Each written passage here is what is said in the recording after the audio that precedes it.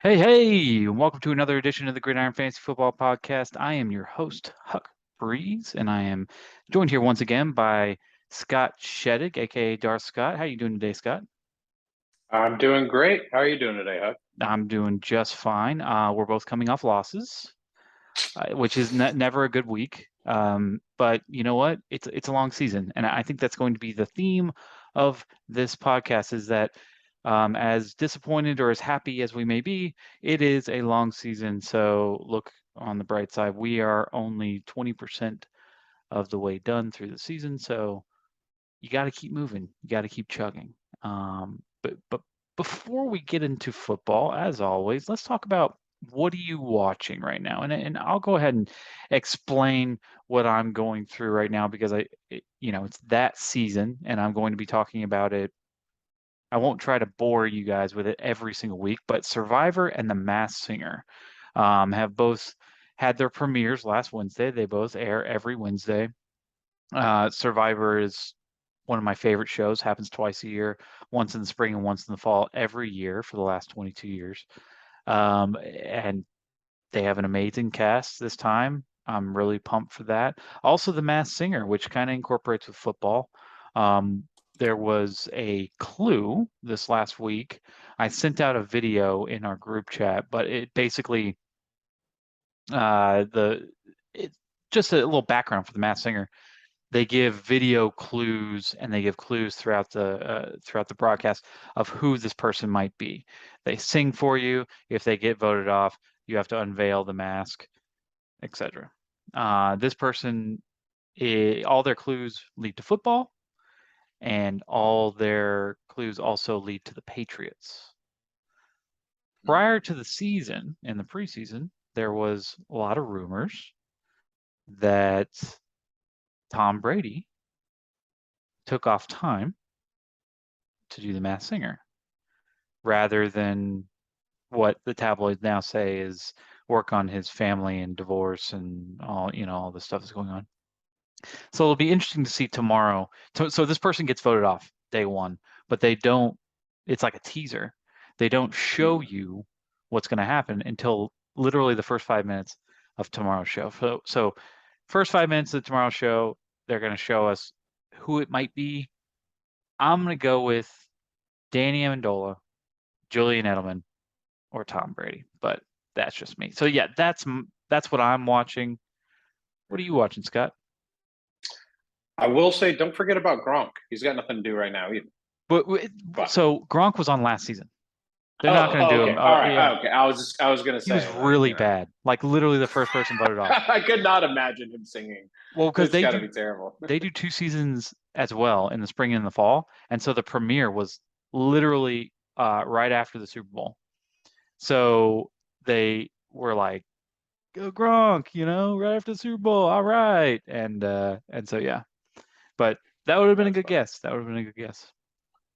Right now, the only thing I'm really watching right now is the Jeffrey Dahmer show. Dahmer, the Untold Story, something story. It's on Netflix. Yeah. It's been pretty interesting so far. It's very disturbing material for sure.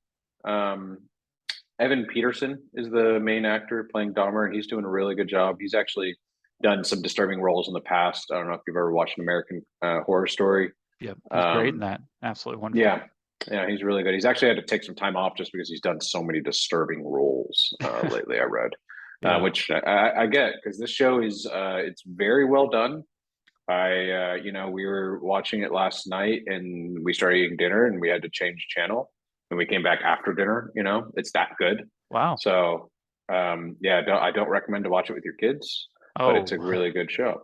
I was Yeah, not planning on watching a Dahmer doc with my kids, but good. but It's good. thank you That's good for the parenting. warning. Thank you for the warning. I've Yeah. seen some controversy of this one. I mean, all horror murder documentaries in particular, but this one, just because it's kind of exploiting a lot of the victims' trauma. I don't know. I haven't done a lot of research on Dahmer, but the fact that there's some courtroom scenes and there's some Hmm. victims' family scenes where they're, uh, I mean, these are true stories of these victims. Not a lot of these murder docs or replayed murder docs go so deep into the victim's storyline, right? I hear this one goes a little bit deeper into the victim's storyline.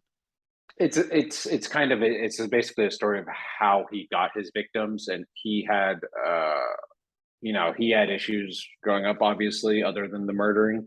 And it's along those lines that he, had some sexual confusion and things like that, that he would go and find his victims. And so it might be diving deeper into their victims' background, because a lot of times, like what, from all I understood before watching the show, is that there were multiple complaints about Dahmer that the police never really looked into because of his victims' background. So that might be part of what people are going. I don't see it as controversial. To me, I see it as you're telling the whole story. Either you can tell half the story or you can tell the whole story. And they could have left that out, but it wouldn't have made sense. Absolutely. I think that in the new age of Netflix and being able to put stories about Dahmer or the Ted Bundy one that happened either last year or the year before that was super interesting and really captivating. People love to watch it, but I also agree with the fact that it is exploiting some of the victims. I mean, the victims' families do not get any of this money. They're not seeing a dime of this, and they're showing their relatives or friends or close, people in proximity to them in a very bad light and getting killed. So it's, I get it. It's the nature of our society right now. It's October, or October's coming up, and I don't want to say that that is a coincidence on why some of these murder mysteries come out. October's a very horror-centric month, and so people might be more apt to watch something like this or dive into something like this around this time just to gear up for this holiday. So I definitely want to watch it. I haven't seen it yet, but yes, it'll be something that's definitely on my extensive watch list. So let's dive into football, man. This is not the start of the year that you wanted in particular in the Gridiron, correct? No, the 0-3. fantasy football gods have not smiled on me this season so far. But like you said earlier, there's still a lot of football left to play. Yes, there is. And what I want to know, and before I dive in, because here's what we're going to do. We're going to give opinions on each other's teams, on what the strategy that we've done now on thus far. Again, only 20% of the season is done. I want you to give me your reasoning on why you think you are 0-3. One of them was I got fucking Tua'd. Yes. Yeah, points against. Yeah, points against has been rough. I've made some bad choices. Like this week, I could have won. I left points on the bench. Decent amount of points on the bench. I just didn't think that. I guess week 3, like we were speaking a little bit before, first 5 weeks of the season are very different for NFL offenses. And by week 3, some of them started to wake up. And for instance, I had already given up on some of them. But like I benched Doubs. You gave me Romeo Dobbs, and they finally started to wake up, for instance. Or I traded away Najee, and last game he actually looked a little bit better. The offense didn't look better as a whole, but he looked better movement-wise. When someone says I'm nursing a Lisfranc injury and you're going into a 17-week NFL season, in my head, that doesn't mean you're going to get healthier. Right. If anything, that means you're going to get worse. It's going to decline. But he probably took some good pain pills last game and went through it. But I guess the biggest thing, like I said, the points against, making some bad choices here and there, and then not being quick enough on the free agent wire lately. I definitely have not been making my Sunday night moves or Monday morning moves like I used to. I've been waiting till Tuesday, and by that time, the free agent waiver wire is a bit bare. Yeah, it's a little bit more dried up. So do you mind if I give you my opinion on what you're doing here? So it's easy for anybody looking on the outside of anybody else's fantasy team to say, oh, you need to blow it up, or this is who I would trade and this is who I would.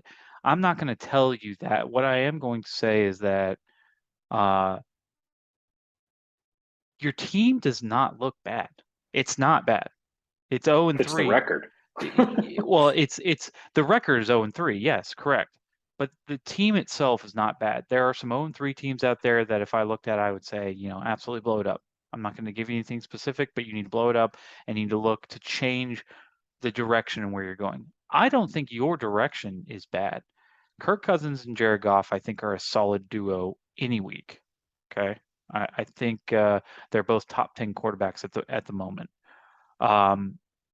Bateman, Judy, Dobbs, not the best, but this is not something. I mean, you could definitely improve there, but this is not something that you need to be alarmed and be like, hey, my wide receiver corps are really bad, and I need to make a move here.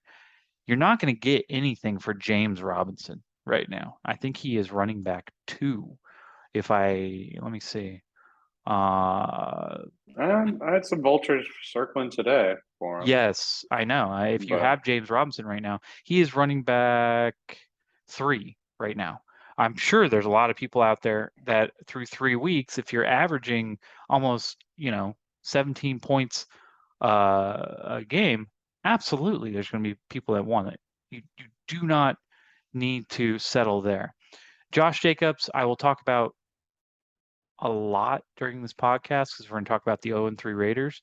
I was not high on Josh Jacobs before the season, but I really think going forward, the Raiders have no choice but to utilize that run game. And I think the better days are ahead for him. I think that you don't need to blow up your team, but there are minor changes. And I think any fantasy team, anybody listening to this, needs to understand that your bench and the people that you aren't playing in any given week is just as important as the people who are starting. Because what happens is if they play well, if they become more valuable, you could move them the next week for something to improve your team. And right now, your bench is all droppable. yeah, Okay. it's pretty bad. Yes. Isaac Pacheco, preseason darling, is not getting the touches, not getting seen. Dontrell Hilliard, I know you started him last week. He had a pretty decent week 1. We both said that there was room for 2 running backs maybe in Tennessee, just not getting the rush work. I mean, he is Naheem Hines Jr. That's the Derrick Henry show. Noah Brown with the second wide receiver from Dallas coming back right now. He's probably going to move Gallup. He's probably going to move down to 3 and get less time on the field. And then you got Pickens, who at any time can break out. Not terrible, but I mean, that's just stuff that maybe you could move around just to get more depth in different areas. Yeah. Mm-hmm. Also, your defense. I took a look at your defense. You have 0 defenders in the top 25 and only 2 in the top 50. That's just not going to cut it when it comes to defense. In a full team effort, your defense needs to be making big plays. At some points, they can carry you. And I know that I say defense wins championships, but when you only have one person that's gone above 30 points, and the majority of his points were scored in week 1 before you had him, you might need to utilize or focus on that defense coming up. So that's just my advice to you. No panic. There needs to be no panic. Minor changes on the defense and your depth. But I think that this team is still built like a team that could make playoffs, to be honest. Yeah, no, I definitely need to make some moves here and there. I feel like you said, there's good parts of the team that people keep trying to vulture. My bench is just pissing me off every time I look at it.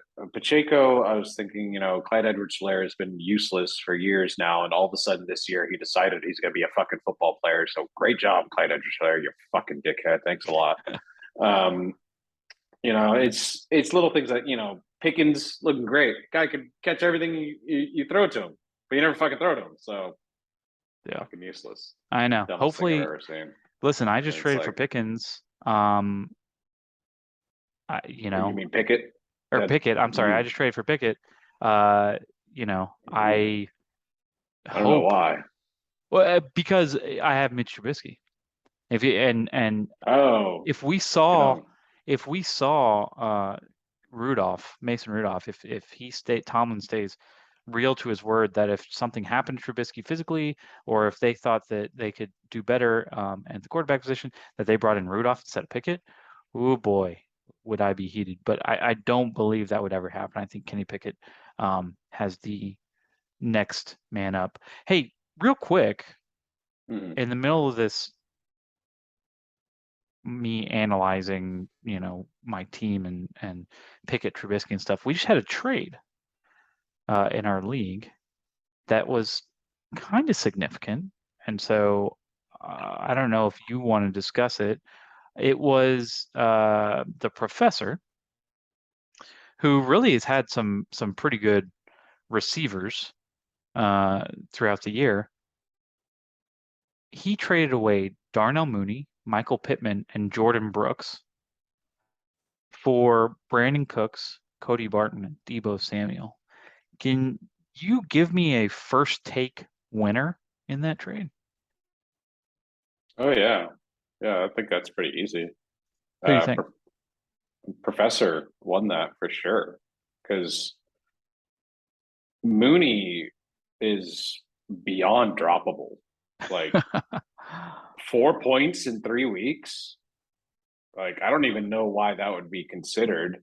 I think the He's droppable. I think the main thing Jordan, there is 11 targets in 3 weeks. Ugh. yeah, that's really bad. Jordan Brooks is average linebacker, okay. And okay, Michael, it's basically like, Michael Pittman Jr. is the only thing I see. And from what I've seen out of the Colts offense, that's not something I'm going to depend on week in and week out because they last week when Pittman was out, the offense literally got blanked. So if I was a defense preparing for the Colts, you cover Pittman in the secondary and game's over. So I don't mean I'm not a fan of that. For Brandon Cooks, Cody Barton, Debo. I mean, I like Cooks isn't great, but he'll be okay, and Debo should be getting better each week now with Jimmy playing again. So I like it for the professor personally. What do you think? Jordan Brooks is second in the NFL right now in solo tackles. So, uh, you know me. He's still less than 30 points, and you just called Yeah, my defense shit because of that. I, So I didn't call it shit. I just said that if you don't have anybody yeah, is the through the tone is first the three tone of weeks, voice. through the I'm just first saying 3 weeks. he's at 27 and a half. That's not good. No, I understand because his peripherals on everything else, and I'll talk about this when we get to the IDP. We're gonna have an IDP section later on the show, but his peripherals, he has nothing. Literally has done nothing but tackle people. But Yep. he's there and he's involved. He's second in tackles in the NFL, solo tackles at least. Darnell The best thing Mooney, he does is have good projected score. true, true, absolutely. Because I mean, he's the prototypical middle linebacker, and he's the middle linebacker, one of the top 5 middle linebackers that were drafted, uh, you know, 2 months ago. he took Bobby Wagner's spot, I guess. He is the guy right there. And it's interesting because he was traded for another linebacker from Seattle. But um, Darnell Mooney is like the prototypical buy low. But what worries me about Darnell Mooney is that what we've seen thus far is the Chicago Bears offense, because I think what I've seen from Darnell Mooney is that he is one of the best route runners in the NFL. He runs a beautiful route. He can school people and create, separation. I really like Darnell Mooney. The problem is Fields a good enough quarterback to be able to extend the pocket and find him in those open spaces. Because right now he's just not throwing at receivers. I want to say that Bears receivers have 0 touchdowns through 3 weeks. That sounds about right. Yes, I think so. I mean, even against the Texas secondary this last week, Fields found our safety twice through the air. That's more than Mooney. So I mean, he's a really it's an interesting buy low. Okay. Now what he's buying low, what he's because you have to break this down into parts. So Debo for Pittman, right? Who do you think's better in that situation? Debo. I Over the whole season, Debo. I mean, you're Unless playing Debo, unless he gets hurt, that's the only thing I think. It's just because Michael Pittman Jr. is not good enough to break double coverage, and Matt Ryan is not good enough to throw into double coverage. And that's all it takes because there's nobody else on the fucking team. So if a defense is not double covering Michael Pittman Jr., they deserve to lose because that's the dumbest fucking thing I've ever heard. There's literally nobody else on the field. I like Pittman. I know he's a big target. If you get into the red zone, you just give him a post. He'll box out the corner, and you got a touchdown. I get it. He's going to be a target hog. He is going to run the percentage targets on his team all year long. And I know you said, well, just cover Pittman and you're done. That's not entirely true. I'm saying double Pittman. But even if you do that, because there is nobody else on the team. Jonathan Taylor. There's nobody else to throw to. Jonathan Taylor. Yeah, Jonathan Taylor. The box. That's what the front seven's for. I'm talking about the secondary. And I'm talking about from the passing game. Jonathan Taylor is still an option for out of the backfield. And I'm not saying that just because they don't have names. I mean, you're talking about a rookie tight end that caught 2 touchdowns last week. So, I mean, they are going to run 3 tight ends. I know. They're going to run 3 tight ends out there a lot. And you do have some sprinkled in some other receivers, Paris Campbell, the rookie Pierce, you've got some other ones, Aston Doolin. That they'll sprinkle in and they'll target. But I'm just saying, as a whole, I love Pittman. Okay. Yeah. No, I agree. He should be a target hog this year. I'm just a little bitter the Colts beat the Chiefs this past weekend. Yes. That's the dumbest fucking thing I ever heard of. Yes. Eric Bieniemy should be fucking fired. But yeah, he should be a target hog. So yeah, Debo for Pittman, they could be about even. I sure, that's Debo exactly a little bit more. Yeah, I like, and I agree. I think Debo is just at this moment a little bit higher, just because I think the consistency on how the 49ers use him, and they move him all around the field, and like in the game plan, if you could take Pittman out of the game, you could lose the game by doing this, but you could take Pittman out of the game and say, I'm going to double cover, I'm going to do this, or I'm going to, make him throw underneath. Debo is going to be coming out of the backfield. He's going to get jet sweeps. He's going to get that short passes, the long passes. He's going to be moved all over the field. So I do like Debo in that instance. Brandon Cooks is a target hog for our team as well, for the Texans as well. Obviously, is not going to reach any important milestone as far as touchdowns are concerned, and it's not going to have those 20, 30-point games consistently. But I think we can both agree that he's better than Darnell Mooney at this point, right? Yeah, I definitely agree with that. Like you said, I mean, he's got, almost 30 targets in the first 3 weeks.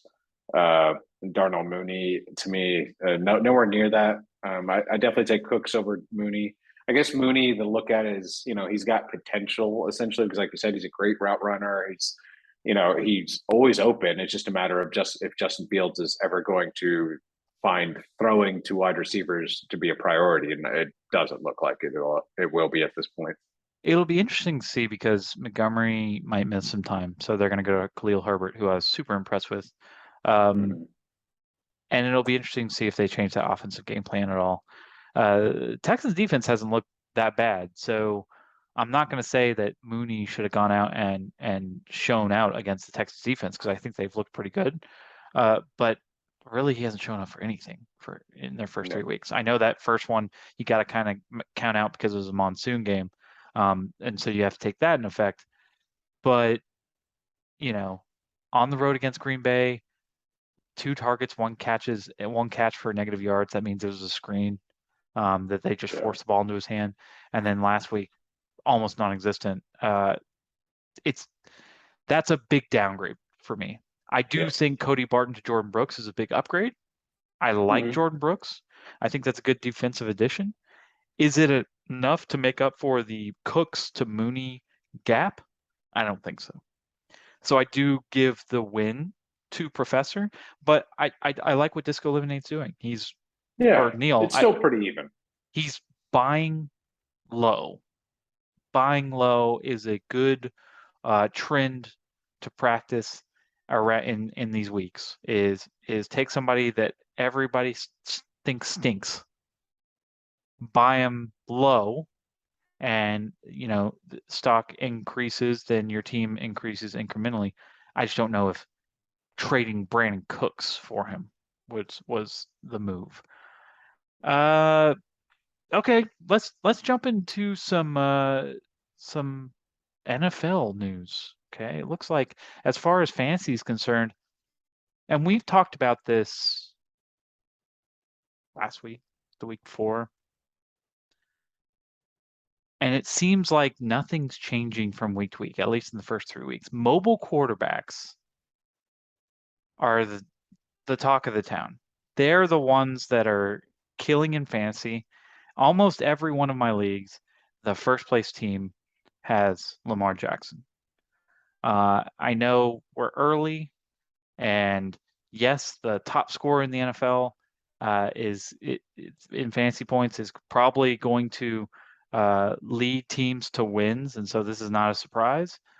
But I think that there is as much of a gap between him and, let's see, who's number 2 in ours. And you have to remember, anybody listening that's not in our league,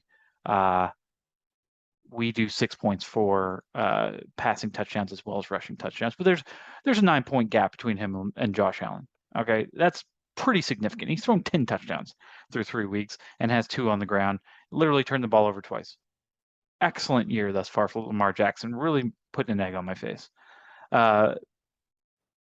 Is this something you think will continue? The Hurts and the Jacksons of the league are going to be more successful because they can move the pocket and are more apt to get points in multiple areas, whether it be on the ground or through the air? In the first 10 weeks, sure. In the first 10 weeks, yeah, a lot of times. And we see this kind of crap out of Lamar Jackson in the first 5 weeks, most years. Yep. He does these kind of amazing runs and blah, blah. Defenses play him, defensive backs are backing up, and he waits till everybody turns their back. Then he goes, you don't see me. And he starts running. And he's pretty quick once he gets going. Yeah. Mm-hmm. But it's not sustainable.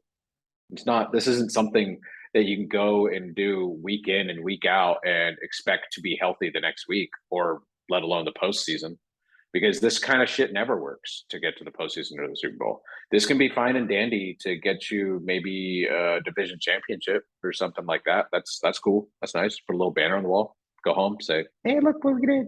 But you're not going to fuck a Super Bowl with that crap. It's just not. And even for fantasy, I'd be holding my breath every time Lamar runs. Like, he's doing great right now, but the more times you walk into oncoming traffic, eventually you're going to get hit by a fucking semi truck. And that's when all of a sudden him running isn't necessarily a good idea anymore. And things start changing, and they start going, well, we're going to try and tell Lamar to be more of a pocket passer and all this crap. So you also have to look at who he's played in the first 3 weeks. It's not terrible. The Jets, the Dolphins. No, okay, but the Patriots defense is not the same Patriots defense we've expected from them. Patriots defense is garbage right now. The Jets are exactly who we expected them to be. The Jets are the Jets. And the Dolphins, I guess, I don't know. The Dolphins, I think, played Lamar like a traditional quarterback, and every time they turned around, he went running, and they're like, oh, again, oh man, look at us. And that was their issue. But I think part of it is who he's played, and it's the beginning of the season. I will say he's on a contract year, so he'll probably fight through a few more injuries than he normally wouldn't. But I just don't think it's sustainable. I would personally sell him high if I had him on my team. Maybe not right now, but maybe look at his upcoming schedule of Bills, Bengals, Giants, Browns, Bucks. I mean, Bills are next week and they still have a lot of injuries, so you're probably fine for the next little bit. But Yeah. I wouldn't plan to go into the playoffs with him. Tua, he moves the pocket a lot. I don't see him as much of a runner as, say, Jalen or Yeah, no, Lamar. he's not, especially after this Um, injury. I yeah, wouldn't be worried about Tua, but it's um something definitely to keep an eye on. He's on a short week this week, and if he does not look like the Tua that we saw 2 weeks ago, I would definitely be concerned. yeah. Jalen Hurts, I actually have a little bit more faith in just because if you watch the way Lamar Jackson and the way Jalen Hurts run the football, it's very different. Lamar Jackson is just, hey, I'm going to burn you, and I might do a spin move, and I'm real fast. You're probably maybe push me out of bounds. Jalen Hurts kind of braces for the hit. He kind of goes in and then like falls forward with the hit. I feel like he takes more impact, but he also braces for it a little bit better because Lamar Jackson, yeah, he's fast and he's quick and everything, but if one wrong turn or one guy, and it's done. Yeah. Like Jalen Hurts, he sees the hit come in. Okay, he'll brace, put the ball back. He's almost running like a running back a little bit more. I also don't think it's super sustainable either, but I think it's better than because Lamar Jackson, the way he runs, he reminds me of RG3 a lot. Remember RG3? Yeah, He's I remember RG3. like didn't last long, but I'm just Yeah. saying that's the kind of I'm expecting him to just get like just walloped in one of those runs. Whereas Jalen Hurts is like, yeah, I see you coming, all right, mom, and falls forward. What do you think about these mobile quarterbacks? So I think that every few years we talk about this, especially with hot starts from these mobile quarterbacks. We're just like, this is the new thing in the NFL. Okay, this is the new thing. The whole offense is built on deception, and what's going to happen is they're going to fake the run, and it's going to be short passes or whatever. And I think that that's kind of what's been going on thus far, and it's been working. Now, when you say this isn't the New England defense that we're used to, New England had a very solid first few weeks against quarterbacks, 16 points against Tua and 11 points. We're talking about fantasy points to Mitch Trubisky in week 2. It is still they give up the 10th most now, but they give up 44.6 against Lamar Jackson. That's more than they had given up in the first 2 games combined. In fact, that's 17 more points than they gave up in the first 2 games combined. So I wouldn't say New England's defense is bad, which kind of promotes Lamar Jackson. I agree with you in that I don't think it's sustainable to get 40 points, fantasy points a game for the rest of the year. I don't think that's going to happen. There is going to be a fall off, and there is going to be kind of somewhere where he meets a plateau and whatever. Do I think that there will be games where the Aaron Rodgers, the Tom Brady's, the Kirk Cousins of the world go out and throw 4 touchdowns, 5 touchdowns, the Joe Burrows? I mean, these are the guys that last year we would see them have big games just like everybody else. It just seems like right now the same guys are doing it through the first 3 weeks, and it's translating to wins for these teams so that they can't be beat. Jalen Hurts and Lamar Jackson through the first 2 weeks, similar play styles, scoring so many points, and Josh Allen to a certain extent, scoring so many points that if you have some semblance of a decent team around them, you're going to be 2-1 or 3-0. I mean, that's just how it is, and that's how it translates to our league. And probably most leagues, whether they're touchdowns or 4 points or 6 points, it doesn't matter. These guys are producing in different areas, and I would not sell high on any of these players. I agree with you that I like Hurts a little bit more than Jackson, but I am not going to sit here and slander on Jackson anymore after preseason saying that he was like 20 something ranked. For me to be right at this point, he would have to, God forbid, get injured or fall off a cliff for statistically for this to Get turn out. injured is worse than fall off a cliff. Statistically, falling off a cliff. Okay. Statistically, Oh, falling off a okay, cliff. okay. So I was yeah. like, jeez. But yeah, I mean that's how it's going right now. We'll see this next week. It's just a switch that should have flipped after week 1. Is your quarterback a mobile quarterback? Can they move the pocket? If they don't see anything, are they going to tuck it and run and get a first down? Most times. If not, they're not a good fantasy QB. That's how it is right now. I won't say they're not a good fantasy QB, but they're like even Patrick Mahomes. I mean, he's 4th overall, right? He's QB4 at the moment, and we're talking about a guy that has 8 touchdowns and 1 interception. So definitely right now, if you're a mobile quarterback, you are making plays, and you are one of the most valuable players in the league right now. We'll see if that continues. Another point of emphasis I want to talk about is, are we in trouble with running backs? We've seen some of these running backs that were invested in highly, whether it be Najee, Christian McCaffrey, Derrick Henry, Jonathan Taylor. These guys are leveling out. Okay, they're getting enough volume. Now they're not having weeks to blow everybody out and to say, oh, these guys are back and it's a running back league again.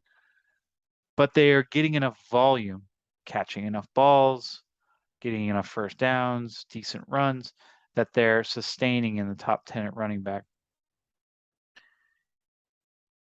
Do you think at the end of the year that the guys that were invested in highly, and I'm not talking about like, injuries will happen and people will miss weeks, but do you think for the most part, these guys that were invested in highly finish at the top of the running back ranks like we expected them to?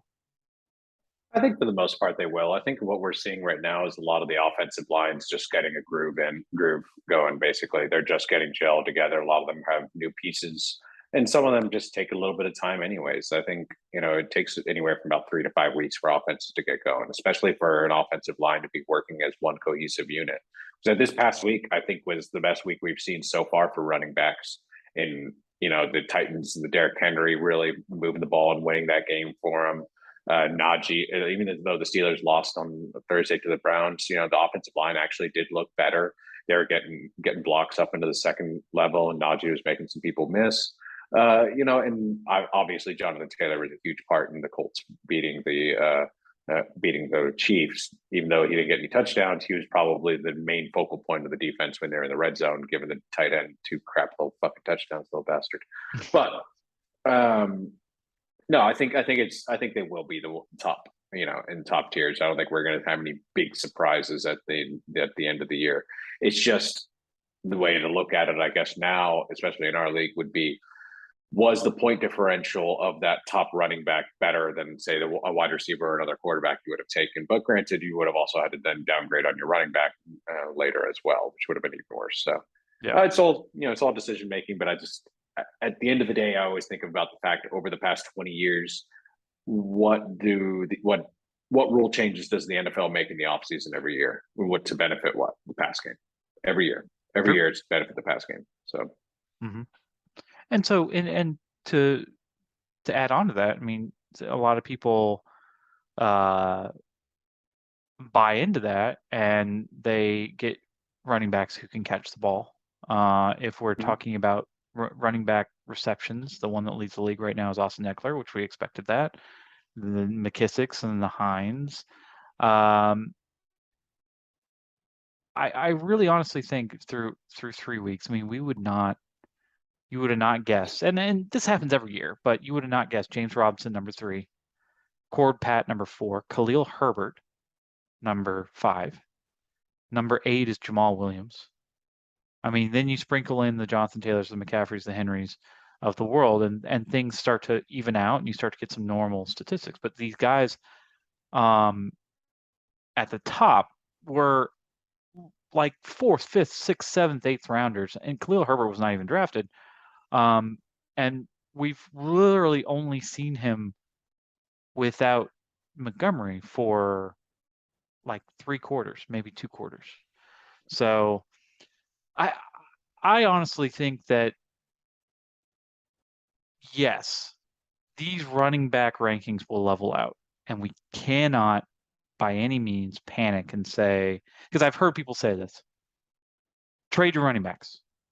Get 3 big receivers. Get the Hills, get the Pittmans, get the Jamar Chases, the Justin Jeffersons. Sell your running backs for whatever you can get. Well, you just did that. You just sold Najee for Tyreek Hill. I didn't like Najee specifically. That I would not. I'm just saying you essentially just did that. But granted, you didn't sell all your running backs. You still have, Derrick Henry right. and I would have never traded stuff. So it's like, but I'm just saying you did trade one to upgrade your wide receiver. Wow. But that was because of Najee specifically, and we've talked about this. I don't like the Lisfranc injury. I don't think he's playing 100% healthy. He's yet to prove that he is the Najee from last year. I mean, he came out against the Browns. Yeah, he scored a touchdown, and it saved his day. I mean, 9 points, 11 points, 11 points. I mean, this is a guy that was in the 15 to 25 range like almost every week and was really hitting up the pass game. And thus far, Najee has 10 catches in 3 weeks. That's not where he was last year. 11 targets. It might be on Trubisky, but I didn't like Trubisky and Matt Canada. It's both of them. Right. Yep. But yeah, no, I would not give up on these guys. I think it'll even out. I think there's always going to be outliers like Herbert, who will be up there. I thought James Robinson would be up there. I think he's great on the ground, and he's shown that he has chops in the pass game, which is really bad news for ETN owners. But yeah, I mean, I think that it looks normal. Do not panic after 3 weeks, especially when all these guys, with the exception of maybe Najee, I mean, we'll see. We'll talk about this in just a little bit, but we'll see. I think this is a big test this week to see if Najee can come out and be successful and prove that he should be a top 10 quarterback, or I'm sorry, running back. But I would just sit on it for now. All right, Overreaction Tuesday. Real quick, let's go through some of these. Raiders, only 0-3 team. Do they deserve to be the worst team? It's hard to say that because their roster looks so good, like on offense, especially. Like you're just like, oh wow, how could they not be winning games? But when you can't put it together like that, and they keep losing close games, or then they got blown out by Tennessee as well, like, yeah. At the end of the day, like I expect them to get better. I don't expect them to end as the worst team in the league. I don't expect them to have the number 1 pick next year in the draft by any means. I kind of think that's going to go to like Atlanta or something. No offense, Atlanta Falcons, but you're bad. I could also see Washington Commanders finishing worse than them just because Carson Wentz is so bad. So it's right now they are though, but I expect them to get better as the year goes on.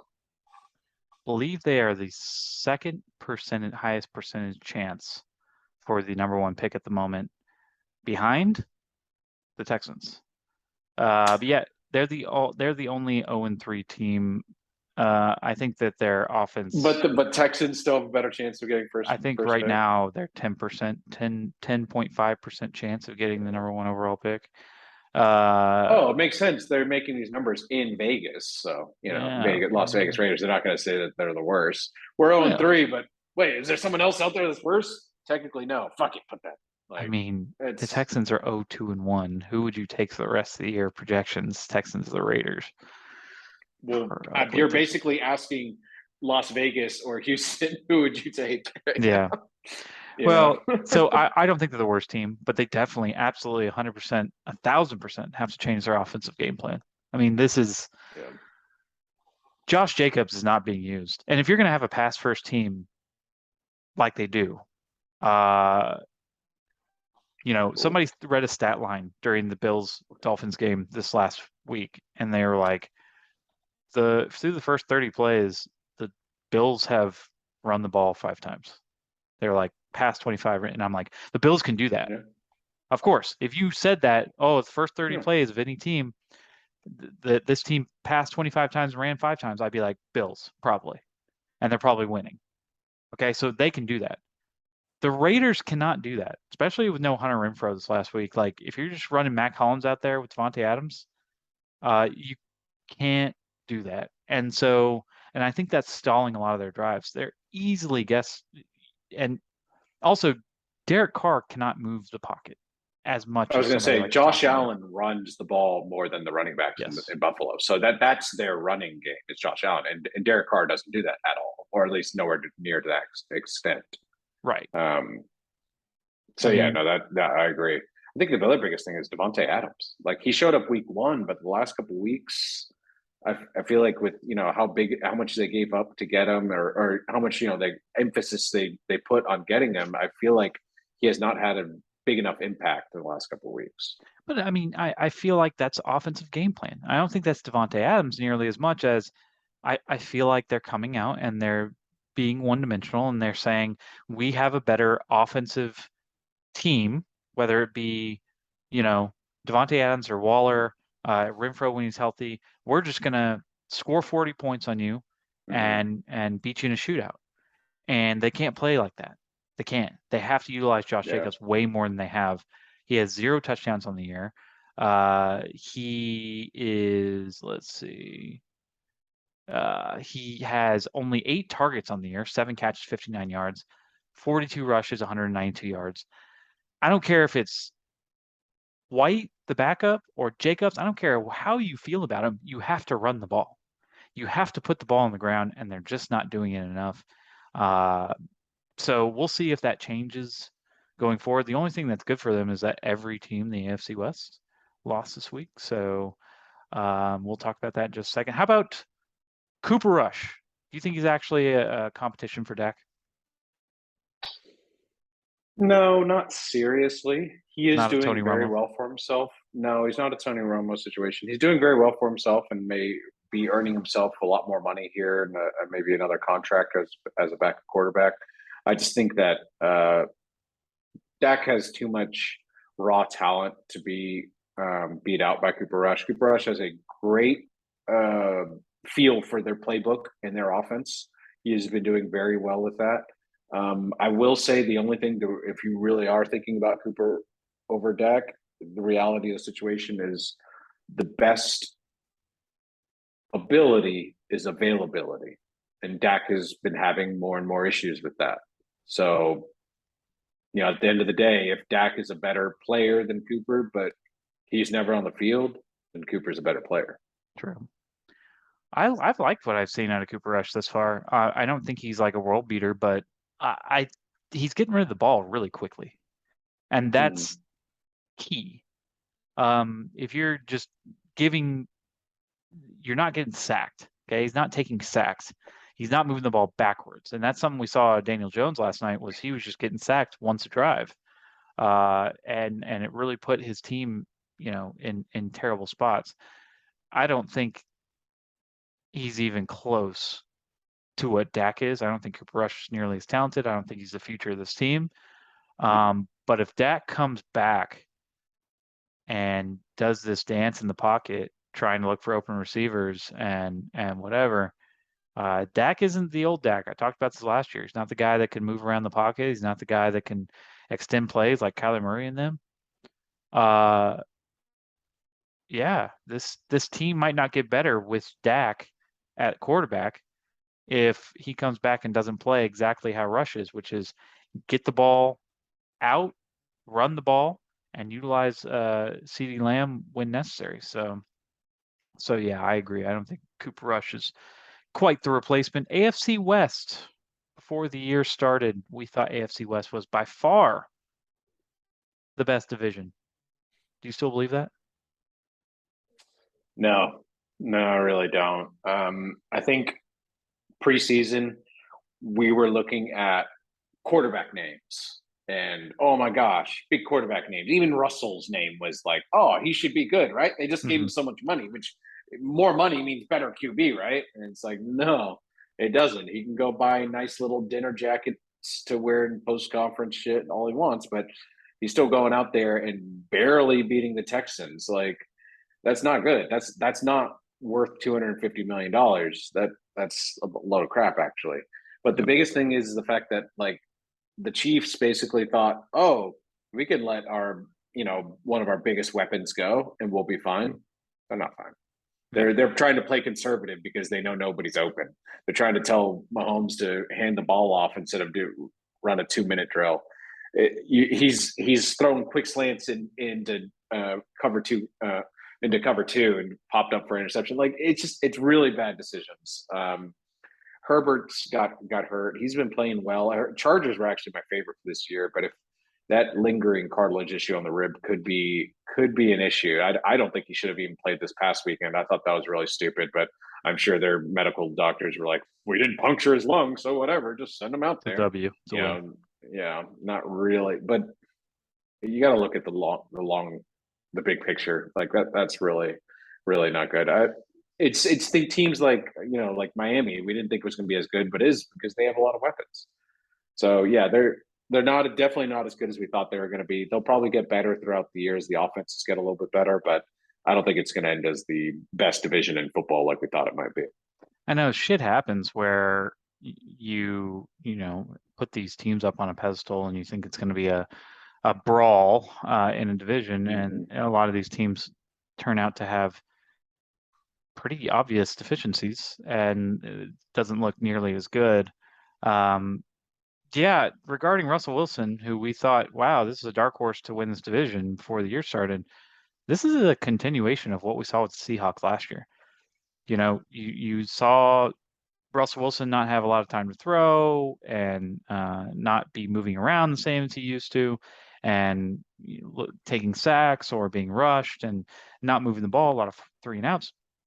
This is the same thing we're seeing with the Broncos, which we thought that this offense was superiorly talented than the Seahawks, and it's just not moving. In fact, the Seahawks are moving at a better pace with Geno than Russell is moving with his supporting cast. So, yeah, I think the AFC West is not nearly as good as we thought. I still think it's a great division. I still think every single team, including the Raiders, has a chance to win if they start playing better.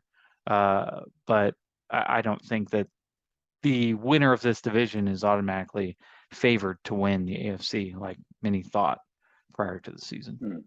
All right, real quick, shooting it off. Team that you were most disappointed by this week? I'd go the 49ers. I just, and to me, it's kind of a whole thing. It's the whole, we're trying to trade Jimmy Garoppolo, do all these things. Trey Lance is the guy, and then all of a sudden, oh, okay, we're not going to trade him. Hey, Jimmy, can you still be our starting quarterback though? Yeah. Like, I don't know. And I wanted him to come in and win the game, honestly. But in his post game conference, he spoke some truth in the fact that he was like, I've barely been playing with these guys. This is like my preseason, and I was like, okay, I could kind of get that. I was just a little disappointed with the whole. It felt like you went through like a year-long parade of, replacing Jimmy with Trey, and then it all just like fell apart in 2 Yeah. seconds. I was like, all right. Yeah. What about you? Texans. I thought that was a very winnable game. I thought on the Yeah. offensive side, Khalil Herbert, cleaned up, but other than that, the Bears passing offense was awful. Turned it over a few times, gave us a lot of opportunities to go down the field and score. Something that I really had confidence in, that the Texans may not win a bunch of games, but at least we could move the ball on offense and not turn the ball over and be consistent in that area. And thus far through 3 games, we really haven't shown that as much. So I was kind of disappointed. I thought that was a close game and definitely one that we could win. Uh, Team that you were most impressed by the weekend? The Eagles. I mean, I knew they were good going into it, but I always am like a little hesitant about division games because they could end up being a little closer than say the records might say they would be. But they went out there and just stomped the Commanders, and they look really good right now.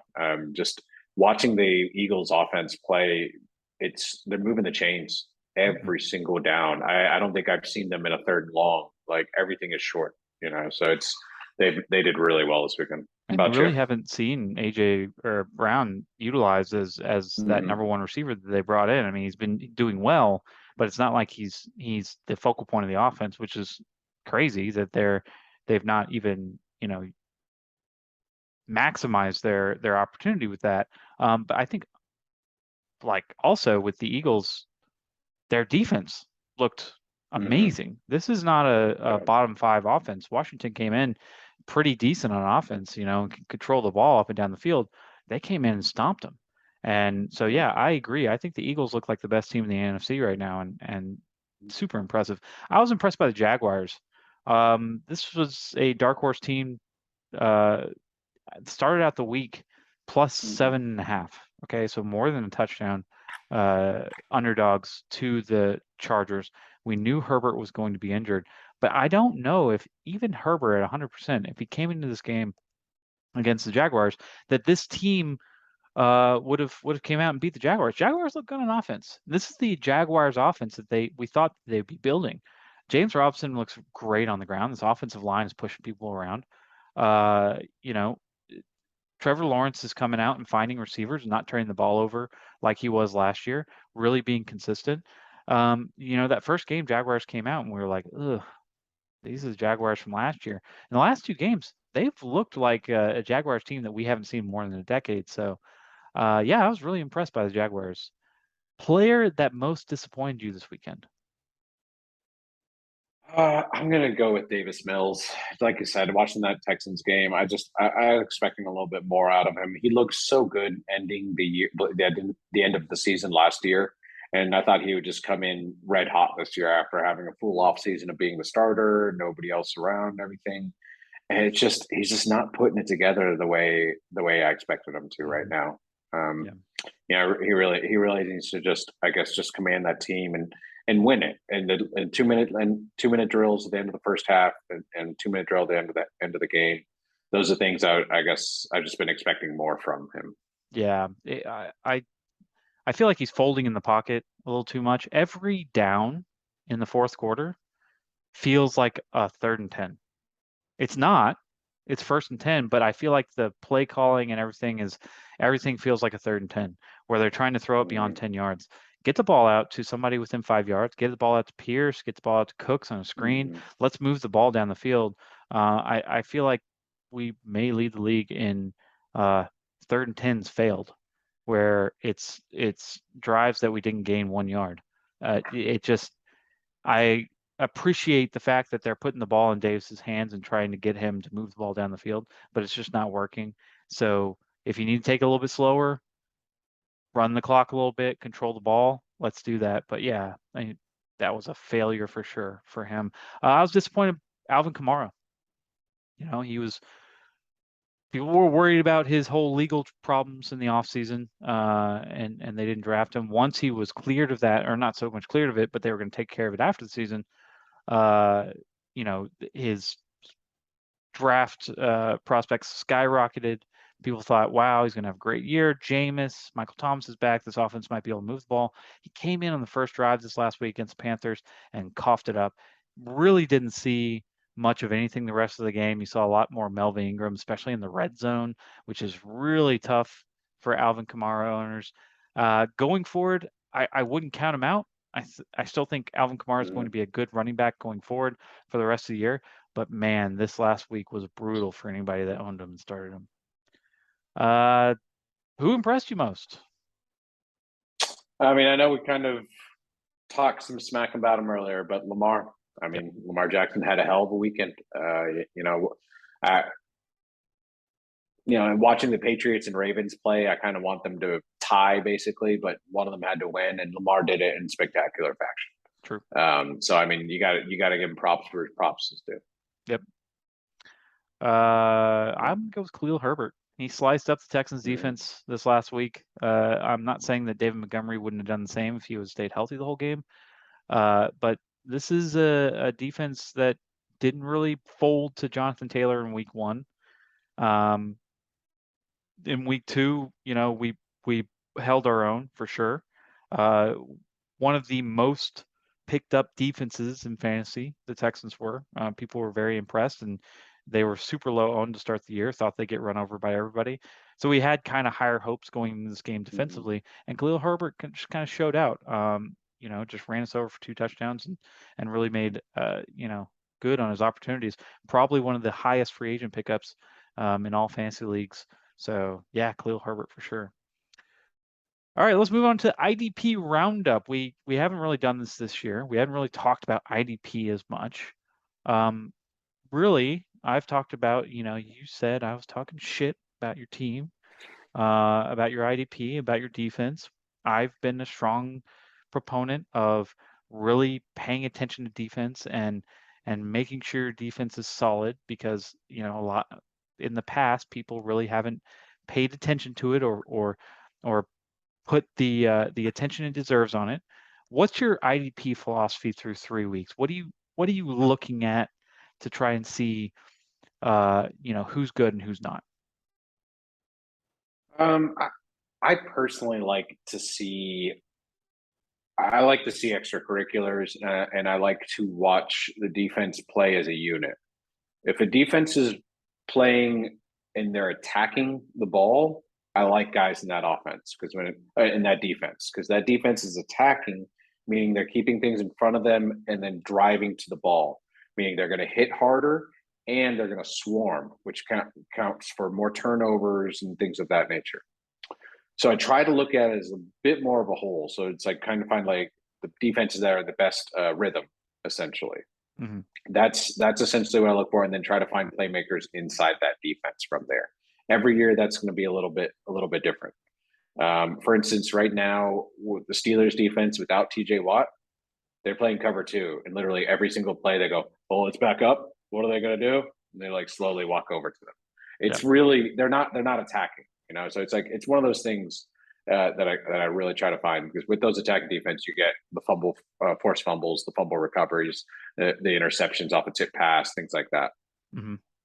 Yeah, I mean, your best defender right now, I think, is Miles Jack for Pittsburgh. So, yeah, I mean, I'm sure you've paid attention to that team in particular. Mine, and if you look at the leaders of defensive points, IDP points, and every league's different. Every league scores different. Ours is just the same as everybody else as far as extracurriculars, but we do give a point per tackle and a half point for every tackle assist. And if you look at the leaders throughout to start out the year, you're correct, and this is going to happen.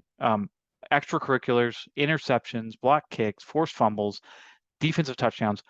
Those are the people right now who are going to show out, and they're going to be like, wow, those are the guys that need to be owned. I wouldn't suggest you go out and trade for those people. Now, you're going to have the Roquans and the Devin Lloyds and the Minkas and Jordan Hicks, who I think is like one of the MVPs of defense right now for sure. Those guys are going to be there. They're not going to move. Okay. So if you want to trade for them, you can trade for them. But you really, really, really need to put more emphasis into tackles. Again, we are 20% away through the year.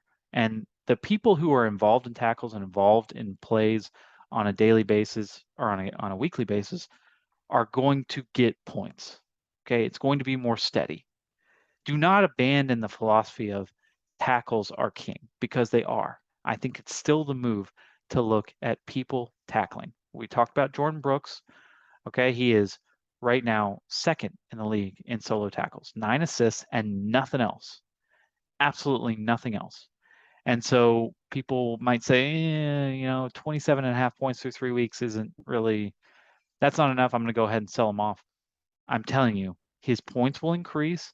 He can potentially finish in the top 10.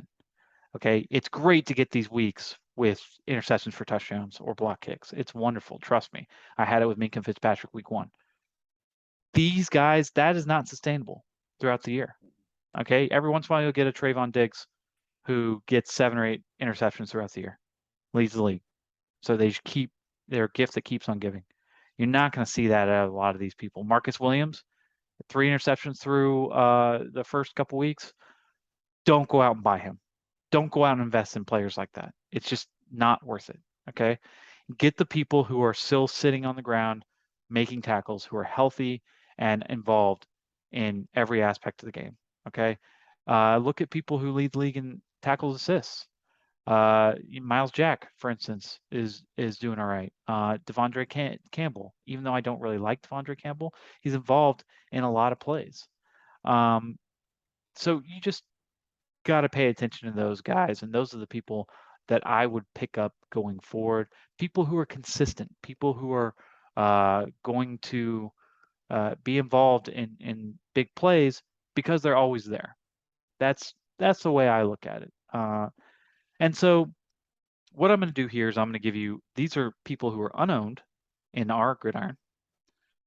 5 people for this week in particular. Maybe not rest of the season, but 5 people that you might need to pick up if you're looking for an IDP guy. You ready? Yeah. Max Crosby, 2X's. The reason I like Max Crosby, he's got a sack in the last 2 games. He's facing a Denver defense who allows the 8th most points to outside rushers, and he's consistent. Okay, through his first 3 games, he's got, let's see, 9.5, 6.5, and he got 17 last week. He's been a premier pass rusher for the last 3 years, or ever since he's come in the league. I really honestly think that he's going to have a big week against Denver. Definitely a good pickup.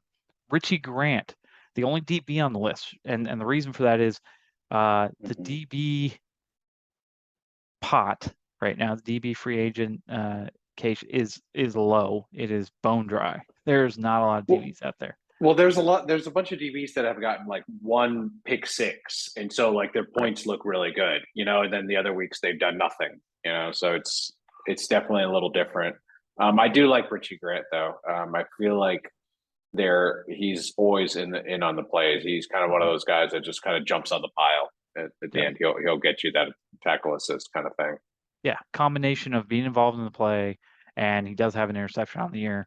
Somebody that can go out there. I mean, he's going to be a starting safety for this Atlanta team, who's going to be playing from behind a lot and be in multiple shootouts. I like Richie Grant going forward, and especially this week against Cleveland. Jerome Baker is somebody that was regarded pretty highly throughout in preseason. Really hasn't shown up so far this year, but he's still the starting middle linebacker for this Miami team, and really honestly has over the next 3 weeks has projected more points than, or I'm sorry, top 25 points of all linebackers. So Jerome Baker against Cincinnati on Thursday, I think is a pretty good pickup. Again, 13 tackles, 7 assists, and only half a sack through his first 3 weeks is nothing to write home about. Not a good season so far for Jerome Baker, but I do think he picks it up over the next 3 weeks. Maybe you guys know this guy, Aaron Donald. This week, he is going against the 49ers. And the reason I like Aaron Donald this week, he's only scored 18.5 over the first few weeks, but he is facing San Francisco, who gives up the most points to DT position. So, I don't know. Best DT that ever lived. The team that gives up the most points, the fancy points to the DT position, let's put them together and let's see if we can make some magic. I like Aaron Donald this week. And also Danielle Hunter. I mean, this is a guy that's racked up 3 or 4 sacks in games over his career. He definitely puts up big games. This week, they're going to be facing Jameis, who really cannot move. I'm really sad about that. I love Jameis. I was really high on him before the year started. But those vertebrae in his back are not healing, and you will see some Danielle coming around the end. It's going to be a shit show. I really like the Vikings in this game, but look for Hunter to make some plays for sure. So if you need somebody, those 5 guys, definitely take a look. I like those picks. Like you said, they're not only good IDP players, they have good matchups this week. That I think could do really well. Yeah, Aaron Donald versus the Niners could do great, just because Niners do tend to run up the middle a lot, so it's kind of right at him. I was going to say big thing. Go ahead. What do you think about Melvin Ingram III against Cincinnati on Thursday night? I do like. If you're picking up defensive people, I love primetime games. I love the Thursday nights, the Sunday nights, the Monday nights. That's when people show out, especially on defense. So I don't mind Melvin Ingram. Say compared to Max Crosby, like we were talking earlier. Right. And he's had a couple really big weeks. So, I do like that. Yeah. I mean, Melvin Ingram, outside rushing linebackers, Cincinnati gives up the most in the league to those positions. I think that's a definite great pick. Ingram 3 is definitely a force, and the Cincinnati O-line really hasn't been there. So good. That's a good one as well. I mean, like I said, I mean, after looking at my defense with you earlier, and I'm 0-3 right now, I got to make I'd like to make 2 moves before the weekend on my defense, see if I can't just fill in a couple of those holes there. Yeah. So we're talking about this, for anybody that listens to this, whether they be in our league or outside our league, or anybody that's looking for IDP help, but I just have this feeling that by the time they listen to this, they won't have a chance at Melvin Ingram.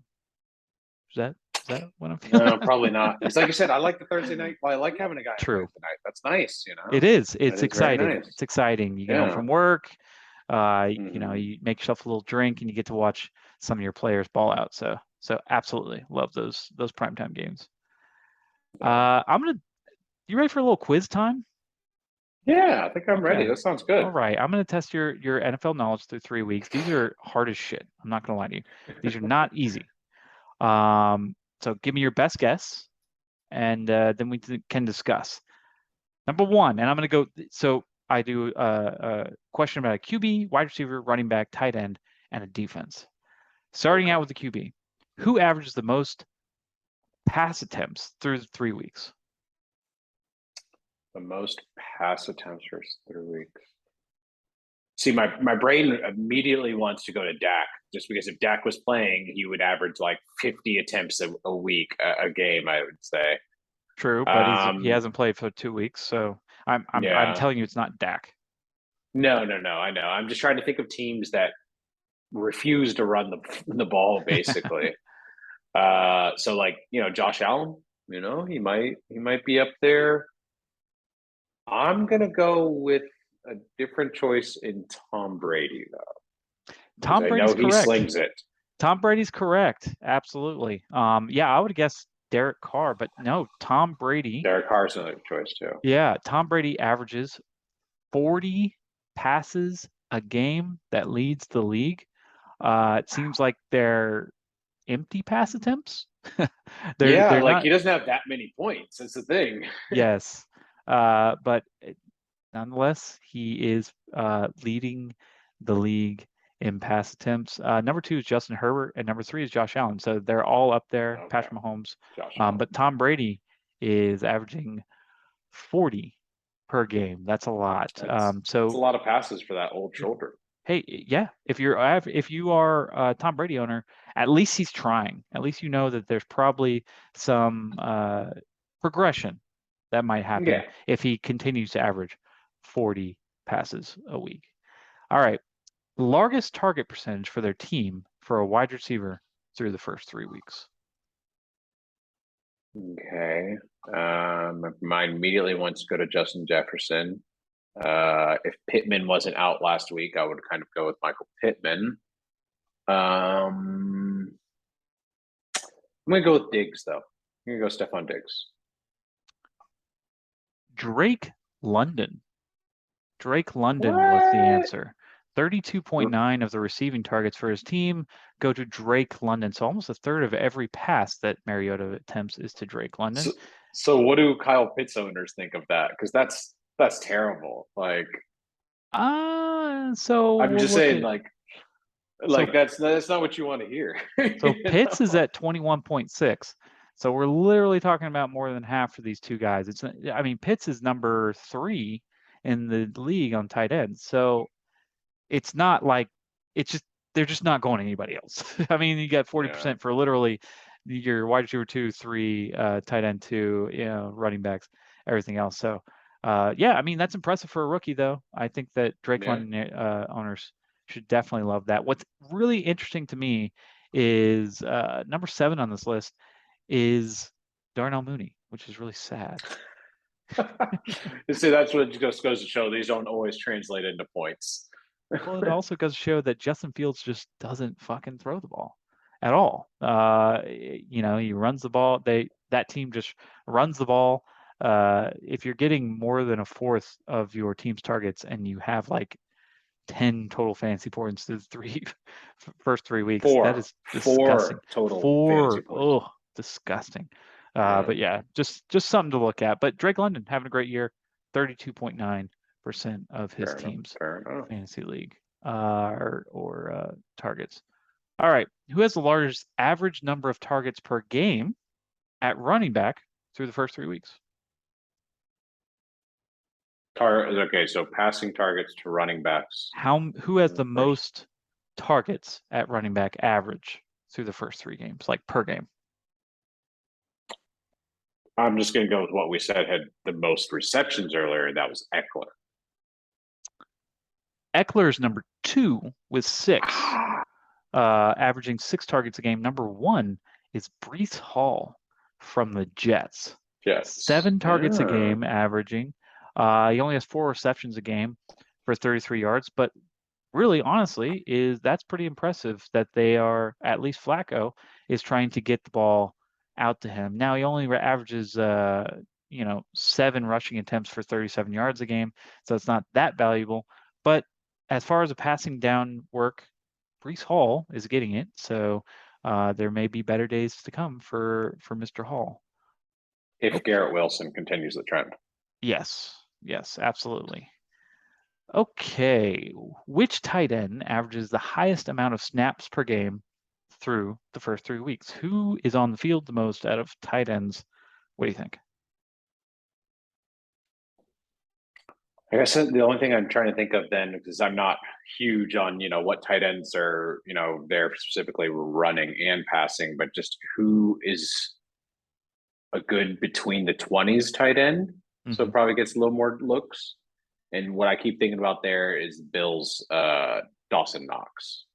Dawson Knox is correct, actually. He averages 61 snaps a game. I think that is a lot. I think he has the most mainly because they run the most fucking plays. Well, they're always passing. They're almost always passing too. So it's like true. So he's on the field, a good amount of time. Almost every play. And it's funny because I'm trying to come up with trivia questions. The answer to pretty much every other fucking tight end trivia question is Mark Andrews. It like dominates every other statistical tight end category. Catches, targets, touchdowns, like target percentage, everything. And he is like, let's see, 11th in snaps. Like it's pretty stupid. Mark Andrews having a great year. Yeah, I had to find something where it's like, let me get something positive for one of these guys. And Dawson Knox, 61 snaps a game. All right, and we'll do a defense. Let's see. Which defense has allowed the highest amount of average snaps in the red zone this year? So the most average snaps inside the 20. I'm gonna go with the Raiders. I don't know why. They're 0-3. I just feel like makes sense. They're not really getting run over offensively. They're just kind of getting stifled. I'm sorry, defensively, but they're kind of getting stifled on offense. It's the Jets. The Jets have let up the most plays within the red zone. It's pretty close. Let's see here. Red zone snaps. Yeah, they let up 12.5 snaps a game in the red zone. That's right in front of Arizona and the Giants, who both have around 12. But that translates this week to facing Steelers. Maybe you see some more Najee plays, some more Freiermuth targets. Those are pretty strong red zone guys. So something to watch as the week progresses. But yeah, Jets defense really letting people get in the red zone. Surprise. Okay, let's get in our gambling corner to finish this up real quick. I am 1-2 on Thursday night's spreads. That's not good. I've totally tried to recreate my gambling philosophy through the first 3 weeks. Stop taking obvious picks because they're wrong. Okay, the Chiefs were obvious. The Broncos were obvious to beat the Seattle. Just stop it. Okay, let's get real. Let's take some statistics, break them down, and give your best guess. I'm going Bengals -4 for my spread, and Joe Burrow over 1.5 TDs on Monday night. I'm sorry, Thursday night. And the reason I do this is because Burrow and Tua's numbers, and you wouldn't guess this, but their numbers are pretty damn similar as far as offensive production. The big difference between these two quarterbacks is that Burrow gets sacked quite a bit more. talking about like Mm-hmm. 5 times a game more. Okay. Mm-hmm. Burrow has been sacked a ridiculous amount of times through the first 3 games.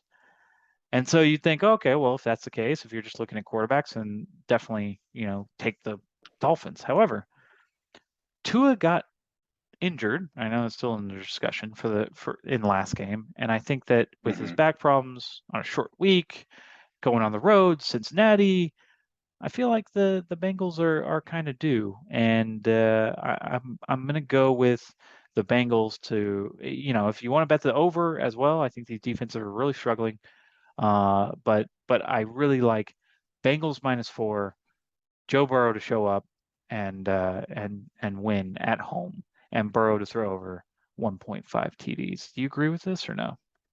I do agree with this. I think that taking the home team on a Thursday night game is always the better bet. I think that I've always been worried about Tua's health issues, and this being on a short week might finally show up essentially. And Bengals probably still going to have to put up some points. So Burrow 1.5 over 1.5 touchdowns is pretty good. Normally I like to take the under on Thursday night games, just because usually the defense has a little bit more of a hand on it on things than the offense does. But Mm-hmm. for instance, last week's the Brown Steelers game went over by like a point. You know, Yes. anything could happen, but I like it. I like Bengals. I like Burrow for 2 touchdowns, and if Tua plays, over. If not, no. Yeah. But So the spread right now is 47. So that would mean both teams have scored 24. And I'm confident that they will, but I just don't want to bet that because exactly what you said, Thursday night, and you just don't know. Usually when the spreads are lower-ish, you like to take the under because if Vegas thinks that it's going to be low, if Vegas thinks it's going to be a field goal type game, it's definitely going to be that kind of game, right?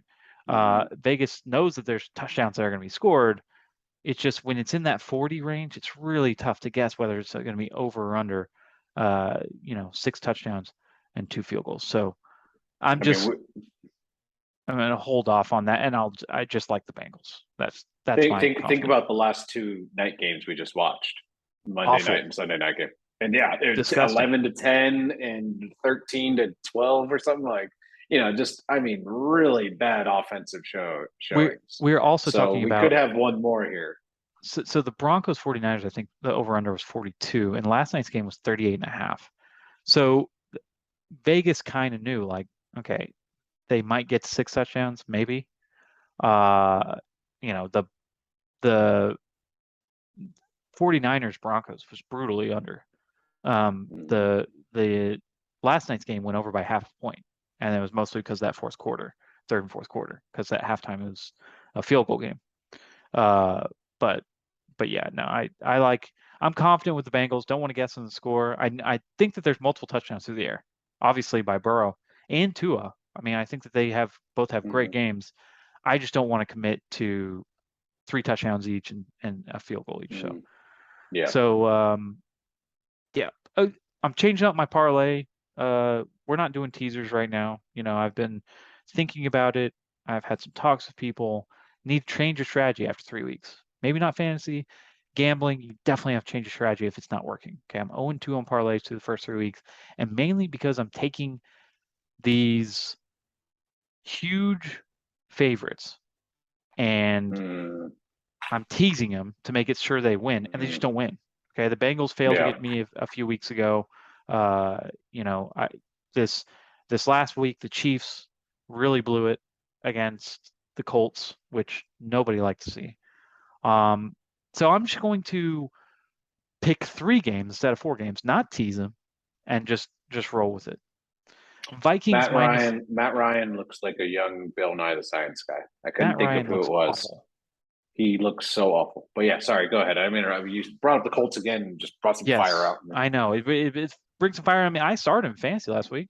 Threw 2 touchdowns, literally pulled him out of his ass. They're 1-yard fake runs to Jonathan Taylor on the 1-yard line where he threw to a wide open tight end. Like, lucky as shit. Otherwise, he couldn't move the ball up down the field. It was gross. All right. Vikings -3 in London, 8:30 a.m. I think the Saints offense looks really bad. They're really having problems moving the ball. Vikings are a good team on the ground and in the air. I think Dalvin Cook has a great game on the ground. Vikings come out. I think -3 is a good spot for the Vikings to come out and win this game. Pretty positive about that. And you can start your day out with 1/3 of your parlay down and good. In fact, if you don't wake up, if you're hungover and don't wake up till 10 o'clock, a third of your parlay will already be done by the time you wake up. Cardinals, Panthers over 43. If we're talking about a pass defense, or if we're talking about a pass offense that's really underwhelmed, it's been the Panthers. Trust me. Okay. Yeah. Moore, McCaffrey, they're supposed to be doing more. Baker, supposed to be doing more. They're not. The Cardinals and Panthers are both bottom 5 in pass or defending the pass. They're awful. Okay. They're just not doing a good job of it throughout the year. I really think that 3 touchdowns each in Carolina is a really good number. I'm going to take over in this game. I think Kyler Murray also has a good game, and this kind of becomes a shootout, maybe like a 30-28 Panthers win. And the easiest one of the day, I think we should agree on this. Without Mac Jones in Green Bay, Aaron Rodgers can beat the New England Patriots. I have no doubt in my mind this should be your survivor pick. Finish your parlay with that. $100 pays $350. I don't see why you wouldn't do this. It's smart gambling. What do you think? Oh, I like them. I was just double checking the Minnesota Vikings record in Minnesota just because the Minnesota Vikings record in London just because of how long that trip is. I wanted to see if they travel well. They haven't done the trip in a while. They haven't done it since 2013, but they did beat the Steelers 34-27. So they didn't show up affected by the time zone, half asleep, things like that. I've seen teams do that. So I like that. I do like the Cardinals Panthers game to be over. I think it'll be close. But I think that I do like the over. And yeah, I think like you said, the biggest sure bet of the week is Packers versus a Mac Jones-less Patriots team. I think they should really be getting back to it because the biggest difference for the Packers past couple weeks after week 1 is that they've gotten back to running the football. They've gotten back to their offensive scheme. They've gotten back to creating an offensive flow in the game as opposed to just going out there and Rodgers doing his thing and slinging it, basically. So that they have definitely looked like a much more of a cohesive offensive unit so far. So I like the parlay. I think it should be your first win. Cool. I really do hope so. Need a good week.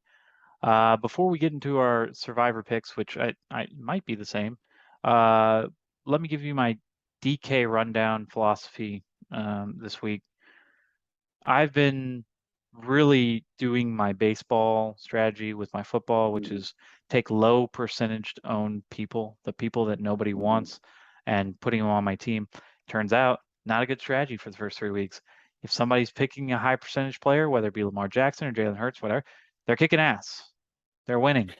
Okay, these high percentage people who are getting picked are really paying out. So what we're going to do now is we're not going to attack the leverage as much, and what we're going to do is we're going to attack defensive inefficiencies.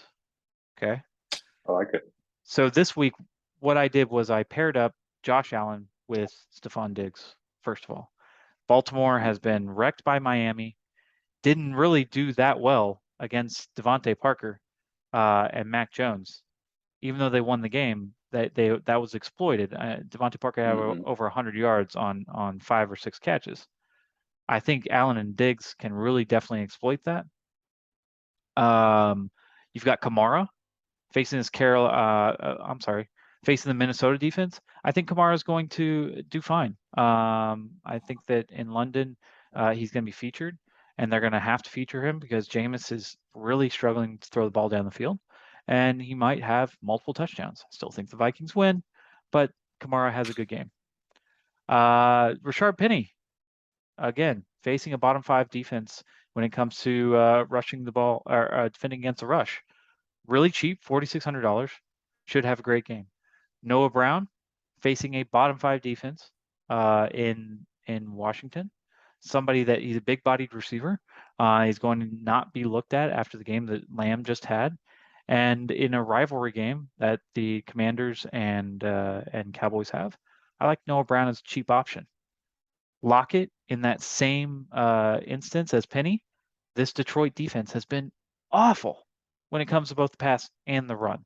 Lockett, quietly, as one of the most underrated players in the league, has gotten 11 targets in back-to-back weeks. Really love Lockett going into Detroit this week. And Njoku is facing Atlanta, who not only like right now, but historically have been just awful against the tight end. And Njoku really showed out last Thursday against the Steelers, and I think he has a great week and finds the end zone at least once in this next week. This is a questionable pick. Sills the fifth, and we saw a little bit of him last night, got a few targets. Might step up in the absence of Sterling Shepard being out. We'll see if Wendell Robinson is healthy. We'll see if Golladay is actually trusted, because he looked just god-awful last night. But I think that there's more opportunity for receivers to really step up, whether it be Richie James or Sills the fifth. And Sills the fifth is almost no money, $3,200. And as a flex, I think you could get worse. And the Pittsburgh defense, as far as projected points, New England has the least at 15 points by Vegas.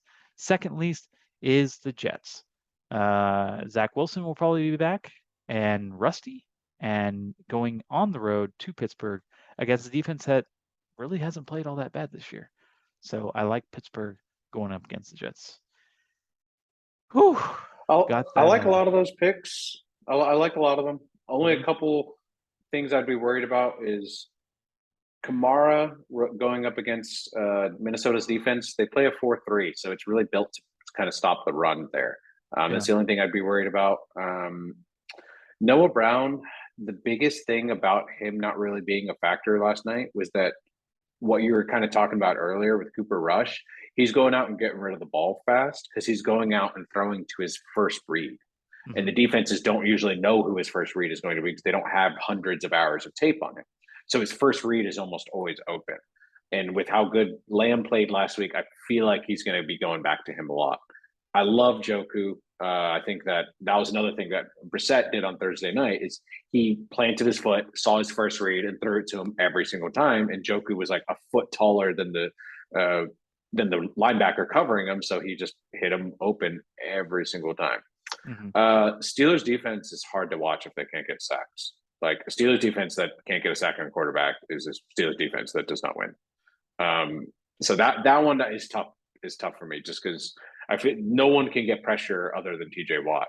Alex Highsmith started getting some pressure at the end of the game, but it was like, oh, you decided to start playing in the last 2 minutes of the game. Congratulations, fucking asshole. But it's tough. So I would be wary on that, but I know that was kind of down at the end where you didn't have much money left. But I do like a lot of those picks. Yeah, I'm excited, man. We're gonna turn around. I said week 3 is for winners. It obviously isn't. We got smashed. It was a tough week, but you take a few days off, you recover, and we go into Thursday trying to start a new week. And I'm really hoping this is your week to win. You face the professor. Some new receivers that we talked about earlier. You may want to take a look at that. But good luck this week, sir. Oh, how about your survivor pick? Do you agree with me? Did you use the Packers? Oh yeah. Have you used the Packers? No. Well, I lost last week with the Chiefs and the Colts. Oh, you're out. Yeah, I'm out, which really sucks because I thought everything else was such a coin flip, and they mainly were. And the only other one that I probably could have taken would have been Eagles over Commanders, but I hate taking division games because they're always such coin flips to me. And I just thought Chiefs, hey, it's the Colts. The Colts are terrible. The Chiefs are doing well. Yeah. But I love your pick this week of the Packers. I think that's a great pick.